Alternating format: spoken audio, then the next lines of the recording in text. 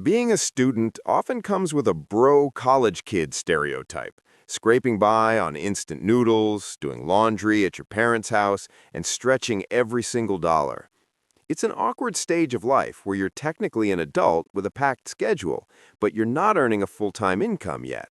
That's why so many students start looking for side hustles. And it's not just to cover bills, but it's also to enjoy campus life without feeling like a financial burden. I remember during my own years at college, even with financial aid and scholarships, it was pretty frustrating to work hard every day and still not bring in a real income. The truth is, students actually have some big advantages when it comes to side hustles. You're surrounded by a ready-made community of classmates. You've got access to resources others don't, and you're still in the habit of learning new skills. The best side hustle for you is the one that taps into these advantages. So in this video, I'll break down 5 of the best side hustles for students, and each one is realistic to start now and can help you earn money without being too much of a distraction from your studies, where some of them will even complement your student journey. The first side hustle you should look at is starting an online business. If you're a student today, you've most likely grew up with a lot of technology. Using online platforms and adapting to new tools feels pretty natural to you, which gives you a huge edge compared to previous generations. And since you already have a laptop and Wi-Fi for your studies, you've got everything you need to get started. Now, when it comes to picking an online business idea, a lot of people say to follow your passions. But as a student trying to build income, the smarter approach is to look at what the demand is first. So you can ask yourself, well, what do people actually need? Then you can build a store that solves that specific problem. For example, maybe you notice on neighborhood forums like Reddit sub r/NYC that people are constantly complaining about dog owners not cleaning up after their pets. This is obviously a clear need, and you can create a store that sells practical cleanup products like eco-friendly poop bags and dog waste scoopers to solve this problem. You can market the store directly in these Reddit communities and Facebook groups, or even work with moderators to have your products recommended as part of the conversation. Instead of just noticing a complaint, you can turn it into a business idea that solves a real problem. One of the easiest ways to launch something like this is with a Shopify e-commerce store. With a traditional online store, you need to buy inventory up front, store it in your dorm or garage, and then pack and ship each order yourself. And I feel like as a student, this is a complete nightmare. And chances are you don't have the time for this. But with drop shipping, you don't need to touch inventory at all. You set up your store, and when someone places an order, the product is automatically shipped from the supplier to your customer. Tools like Build Your Store and AutoDS use AI to handle the heavy lifting for you. This means that orders, price updates, and fulfillment are all automated, allowing you to focus more on your studying and collecting profits. AutoDS is also particularly helpful if you're uncertain about which products you should sell. It's one thing to know that you're positioning your business as the go-to place for pet cleanup products, but how do you decide whether to stock eco-friendly bags, portable scoopers, or even odor control sprays? The platform has a built-in product research tool that analyzes real market data, including demand trends, profit margins, and supplier reliability, so you can quickly spot best sellers instead of guessing. Once you've chosen, you can import products to your store with a single click, complete with optimized titles, descriptions, and images. So your store keeps working 24/7, and you can quite literally be making money while you sleep. So here's how to set it up. First, you register on BYS. You'll choose a niche, for example, pets, and BYS starts building your starter store in the background, complete with your first header images. Next, you'll create and connect your Shopify account to BYS, which links the two platforms together. Then you need to download the BYS app. With one click, it designs your sites based on what you shared in the previous steps, while you sit back and relax. Finally, add AutoDS through the app. This only takes a couple of minutes, and once it's connected, the whole system instantly runs in the background. You don't need to mess around with complicated settings or coding. It literally is just plug and play. This whole setup is actually surprisingly affordable. For the first month, you can test it out for just $2.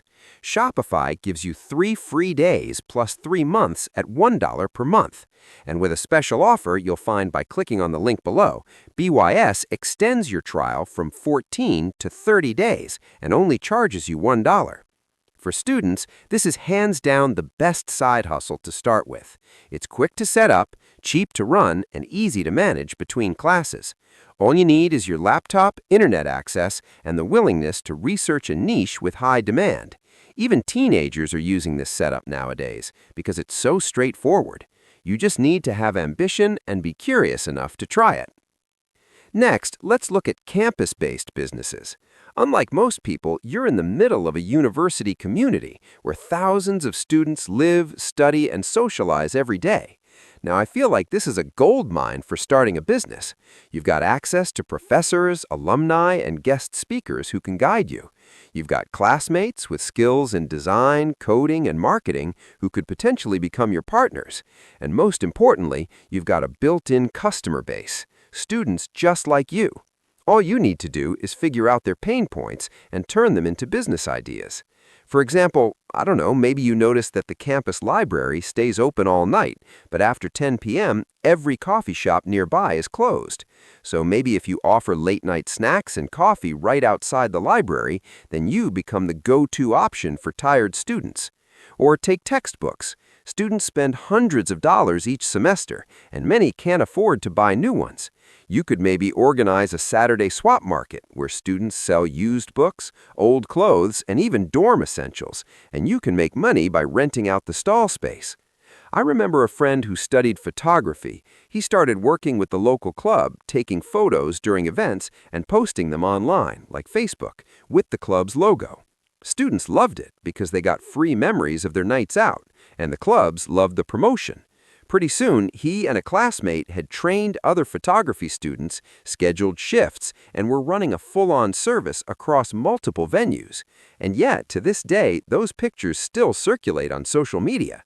So keep this in mind. Your best business partner could be sitting next to you in class. Your first mentor might be the guest lecturer who visited last week. And the next great idea might come from overhearing students complain about overpriced laundry, crowded buses, or even broken down vending machines. I really believe that campus life is full of opportunities if you pay attention. If starting your own business isn't your thing, you still have plenty of other options. Freelancing can be a great way to earn money, build career-relative skills, and gain experience that makes it easier to land your first full-time job. Of course, freelancing won't apply to every career path. If you're training to be a doctor, you can't exactly, freelance as a doctor before graduating. But if you're willing to get creative, you can still make use of the knowledge you already have. For example, a medical student could, write articles or blog posts in the health and wellness space, fact-check academic papers and theses for accuracy, and help startups in health tech or fitness apps with content or research support. I feel like whatever it is that you're majoring in, there's usually a way to turn your growing expertise into a freelance skill that people are willing to pay for. Many universities actually offer free or discounted access to tools like Adobe Creative Cloud and Microsoft Office. You may also get reduced rates on platforms like Notion and Canva, which I personally use myself, or even Grammarly. This means that you can freelance in areas like design, writing, or editing without having to invest a lot up front. It's also easier for you to pick up new skills while you're in study mode. If you're studying economics, it won't be a huge leap to learn basic data visualization for clients. If you're in, say, computer science, you can branch into web design or UX freelancing. Even a humanities student could use research and writing skills to freelance as a content writer or editor. And if you want to upskill further, courses on sites like Coursera or Udemy are often free or discounted for students. On top of that, you've got resources that the average freelancer has to pay for, such as fast Wi-Fi on campus, libraries full of research materials, and even university career centers that can point you toward clients or freelance-friendly internships. The biggest hurdle will be getting started without prior experience. For this, a good strategy is to read up on freelancing basics, take a short course to sharpen your skills, and then create profiles on multiple platforms like Upwork, Fiverr, and Contra. I really believe that if you stick with it, you should graduate with a small savings buffer, valuable real-world experience, and a portfolio of work that sets you apart from other entry-level job applicants. Now, let's look at gig and one-off hustles, the kind of side jobs that don't require you to build a full business or commit to a freelance path. These are quick, low-barrier opportunities that help you earn cash without too much preparation. One of the more extreme examples, and I know this is going to sound silly, but it's sperm donation. For those of you who want to help couples with infertility problems, believe it or not, some clinics in the US pay up to $1,000 per month. And if you qualify, you could make several thousands of dollars in under a year. Now, I know that not everyone is going to be eligible, but it's a reminder that students can sometimes access unusual income streams that aren't available to the general workforce. Of course, there are plenty of other less quirky options. For example, there's market research panels and focus groups where companies often want a student perspective on products, apps, or ads. There are campus events gigs where if a big concert or sports game is happening nearby, organizers often hire students for ticketing or as bar staff. There's also, say, product testing for tech startups where the owners pay students to beta test apps, gadgets, or games before release. There are seasonal promotions for brands where they send street teams to campuses to hand out free samples, run pop-up stands, or promote launches. There's also this thing called mystery shopping, where restaurants and retailers sometimes recruit students to review their service anonymously. Or there are even research trials at universities and labs where they frequently run studies that pay participants, from psychological surveys to nutritional trials. I feel like students tend to excel at these gigs because they've got the flexibility, energy, and curiosity that older workers don't. Someone who's used to a 9-to-5 might complain about carrying equipment at 2 a.m., but students often see it as part of the experience and maybe even fun. Students also have irregular schedules that make them a perfect fit.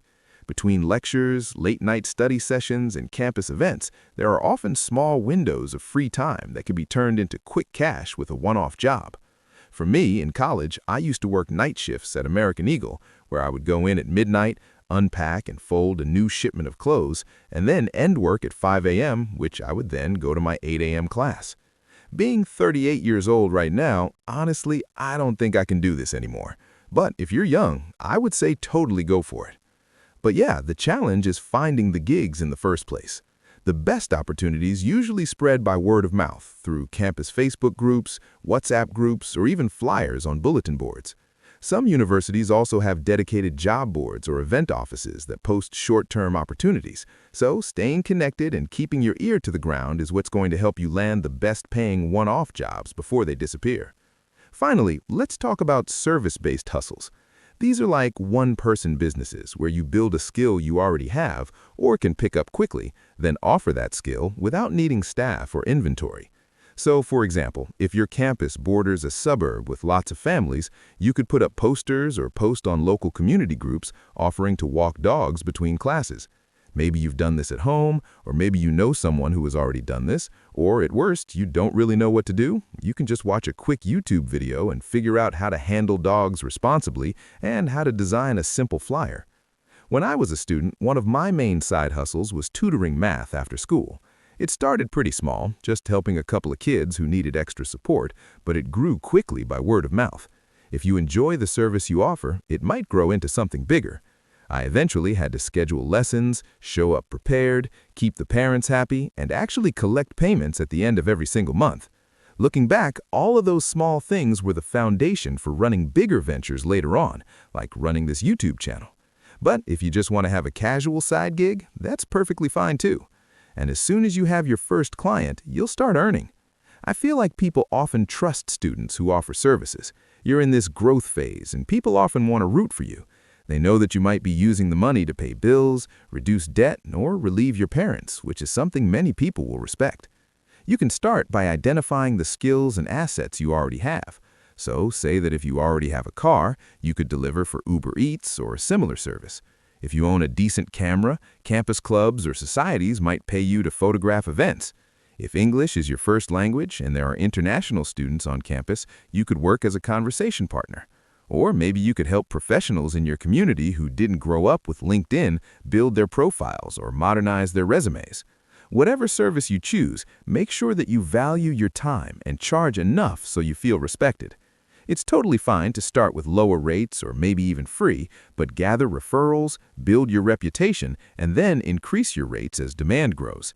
In the end, the side hustle you pick depends on how much time and energy you want to put in. If I were a student today, I'd probably start again with tutoring or maybe even start a dropshipping business because I feel like it's the easiest to set up. But whatever it is that you choose, make sure that it's something that will keep you going and that you won't quit when things get busy. Now, if you want to learn more about saving, investing, and earning more money, I made a huge list of resources on my money cheat sheet. It's free to download in the link below, or you can click here to get it right now. I hope it helps.